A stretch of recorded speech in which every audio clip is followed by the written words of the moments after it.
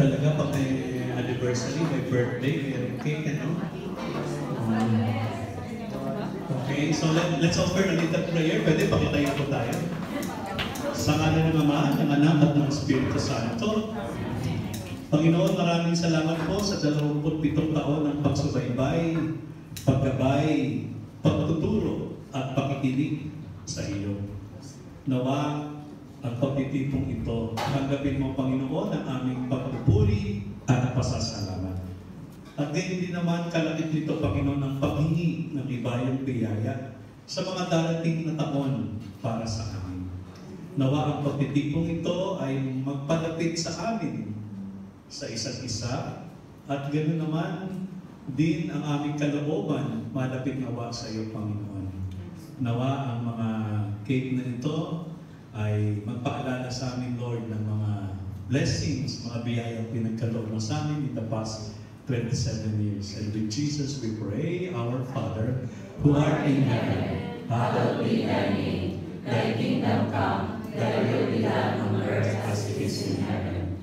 Give us this day our daily bread, and forgive us our trespasses, as we forgive those who trespass against us. And lead us not into temptation, but deliver us from evil. Amen. Glory to the Father, and to the Son, and to the Holy Spirit. As it was in the beginning, is now, and ever shall be, world without end. Amen. In the name of the Father, the Son, and the Holy Spirit. Amen. Amen. Happy anniversary.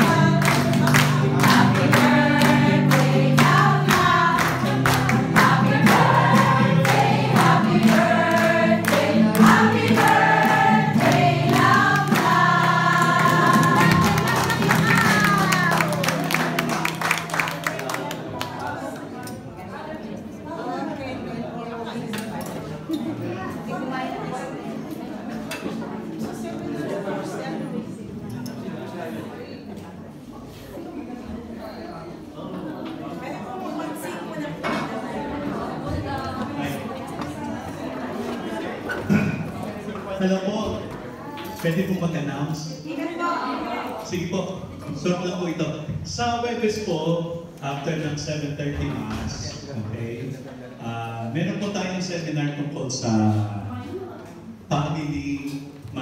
budget management. No? So, kailangan po natin to kasi gusto namin matulungan kayo para mag-budget po. Paano po tayo mag-budget, no? In other words, paano natin i-manage yung kinikita natin? No? So, sana po yung give time para po dito kasi gusto namin matulungan kayo. So, yun po, gaganapin yan sa Pastoral Center. No? So, ay dito po si Sister Oni. No? Kung gusto niyo po, kuhanin yung telephone number niyo para mapaalalahanan kayo. Amen! Salamat po! Amen. Thank you, Father, for that message po ninyo sa bawat isa sa amin. As OFW, nakita natin kung ano yung mission natin. Amen? So, kaya magpapasalamat na po tayo kay Lord. Amen? Marami tayo, hindi tayo natapos kanina, no? We buhay po natin ay dapat magpapasalamat. Ayan. Kung nais natin makalabas sa buto, gusto ba natin yun? Amen? Ang sikreto po, we have to be grateful. We have to be thankful in all circumstances. Magpapatugso ba tayo? At lahat po ay hindi accepted. Hindi accepted sa tukso. Yan, sige po. Okay? Kaya, sila po ay ang ating buhay na living God. At ang buhay ng tagasunod ng Diyos ay mapapasalamat. Kaya pasalamatan mo yung katabi mo. Salamat na dito ka. Salamat na buhay ka pa.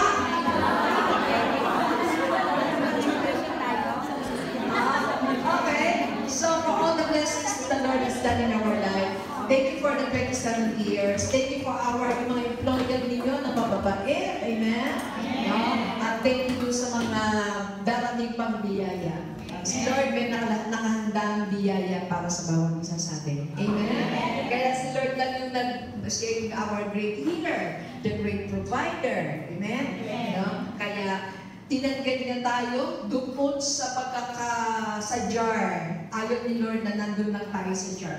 Kailangan we have to be in the environment of mga anak ni Lord. Yan. No? In the community wherein praising God. Amen? Kaya we will receive the light of God by the power of the Holy Spirit. Kaya magpapasalamat tayo. Amen? So let us all stand and give thanks to our God.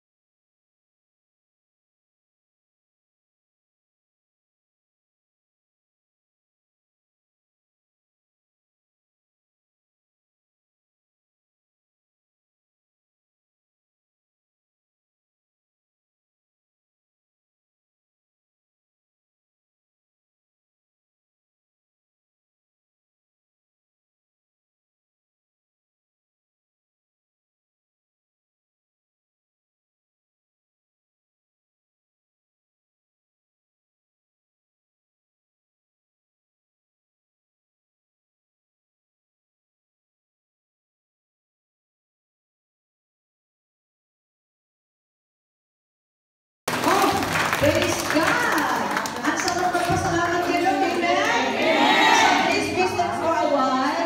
Yan, patuloy tayo magpupuri, magpapasalamat sa ating Panginoon. Amen? Alam niyo po, yung sinabi ni Father kanina, no, ang ganda ng konkretong mensahe niya. At saka maganda yung project na magkakaroon kayo ng seminar about budgeting. Amen? Okay. Kaya, alam niyo po ba, kasama po sa budgeting ang pagbibigay sa simbahan. Kailangan kasama sa budget yung pag magsisimba tayo, meron tayong ambag. Amen. King David says, I will not worship God without any cost. Kaya, from doon pa lang, sa Old Testament pa lang, ini-encourage na talaga, ipinakikita na ang bawat sumasamba, ang bawat naniniwala at nagtitiwala kay Lord, ay kabahagi yung pagbibigay. Tanong, kailangan ba ni Lord ng pera? Hindi. Tayo, kailangan natin ng pera? Hindi. Sino nangangailangan ng pera? Sino ang bumang pera? Ako lang na iwan. At ano kami, bumang pera. You know, brothers and sisters, brothers and sisters, ito yung aking 13 point ng aking renewal. Ako po yung kanina kinakausap ni Father kanina. Umaga, pera, tanghali, pera. Most of our members knows my old life. Kaya nga yung sinabi niya, new life with Christ. Kayo po ay inaanyayahan namin mag-tune in sa Facebook. New Life with Jesus every Monday. Yan, Love Flat May. New Life with Jesus. Yan po yung samaling community natin. Ano? Ayan po. Yun po yung turning point ni Sister Alice. Paano ako nagkaroon ng New Life with Jesus? Kasi nga, dati pati hininga ko, amoy, pera. Pati ang tao, tingin ko, pera. Makakatabi lang kita ko, sabi kita, may negosyo na tayong dalawa. Ganun ang charisma ko. No? Ang lakas ng, tapos, ngayon lang tayo nagkakilala, sister, biniti-kinti ka sa akin, pag nag-usap tayo, mamaya papautamin mo na ako. Ayun po, mga pera, ang buhay ko ay pera, marami kong utang, pero babayaran ko naman lahat, wala akong tinakuhan. Kaya pag bumalik ako sa'yo, utangan kita, papautamin mo din ako. Yun po yun. No? Kaya we have to be responsible. No? We have to be responsible. Pero, kasi hindi ko alam, nakasama sa budget ay ang pagbibigay kay Lord. If you really want to be blessed, kailangan nakahiwalay na kaagad ang budget natin para kay Lord. Kaya nga sa Katoliko, hindi masyado ang tinuturo ang tithings. Pero ito po ay nakasaad sa Bible that we have to give our tithes. Most probably, pag mag-seminar po kayo, matatouch yun na paano kayo mag-segregate ng pera. Kaya dito po sa ating community, at most probably in all the communities, the Lord is encouraging us to share. Magsimula tayo ng maliit, okay lang. Hindi mo pa kaya mag-tithings, okay lang, basta continue to give. Dahil darating yung araw, you will give. The real meaning of giving is when you are already hurting. 10% is not much. Kung titignan po natin, kasi may natirang 90 sa atin. Amen? O, kanina po yung 90? Ha? 100% kay Lord, di ba? Ang ibibigay natin sa Kanya, 10%. Ilan na natira? 90. Kanina yung 90? Hindi, kay Lord din yun. Kay Lord pa rin yun. Pero iniwan niya sa atin. Di ba? Yun. And you know